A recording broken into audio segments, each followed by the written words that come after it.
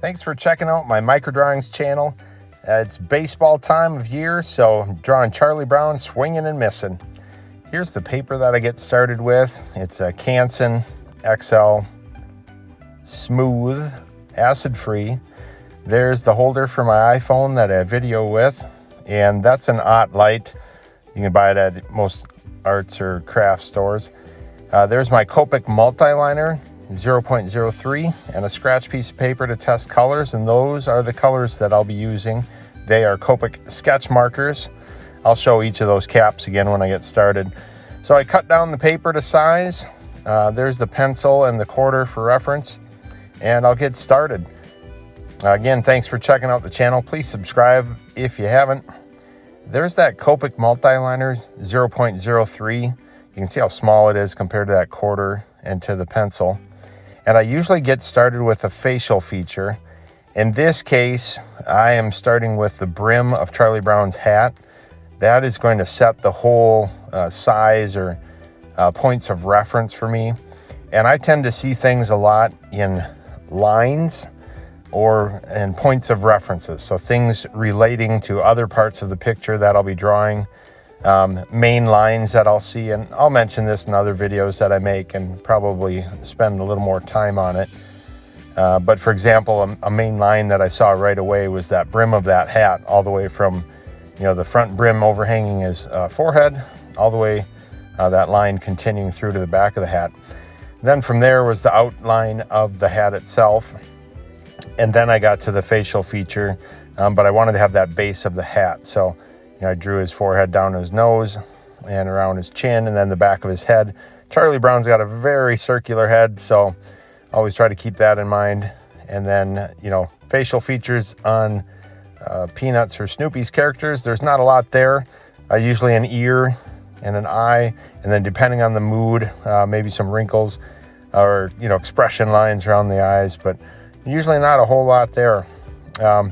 Then the next point of reference I drew there was the baseball bat.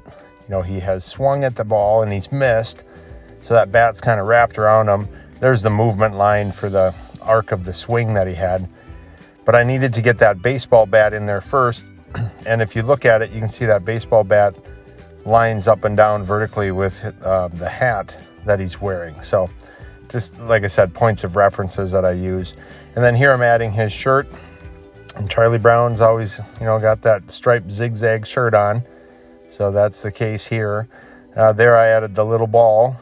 And in the case of that little ball, it's pretty tough to put details on that. Basically it's a circle that's small enough to see and a couple lines, but not actual stitches or anything.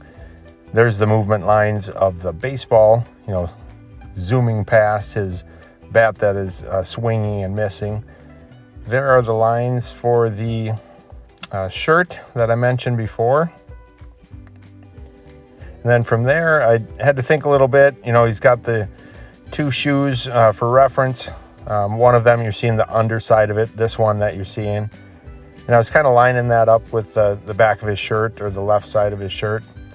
And then in this case, I'm just kind of working his shorts around towards the front. And then the other foot is straight up in the air. Almost looks like, somebody's kicked a football and they're following through. So that's how it had to happened to end up in his stance. So, and then that shoe was a little smaller, or the other one was a little bigger. So I just corrected it a little bit. And there's a little shadow line underneath him. So there's a pencil for scale. So the next step is getting those Copic sketch markers going. You can see they have a broad chisel end. It doesn't look like it's been used much because it hasn't. I use this fine tip instead, and there you can see the cap. You can always pause the video if you want to look at that. It's cotton pearl. So I'll show the cap each time. You can stop the video and see what that color is. Sometimes I'll mention it. It depends if I think about it, I guess, in my narrative here. So that cotton pearl was the skin tone for Charlie Brown. This cadmium yellow is for his very famous yellow shirt with the zigzag lines on it. And I often have to rotate the paper to get that fine point right up to the edge.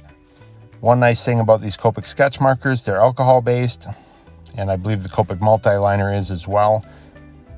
What I've noticed is they don't smear or smudge or bleed, so that helps a lot. So otherwise, man, if you're with regular markers from a big box store, going that close to a black line, one, the black line would probably smudge, and two, the ink would probably bleed over it. So there's a color that was leather brown on the shoes and the bat, and there's the vermilion red, and using that on Charlie Brown's hat.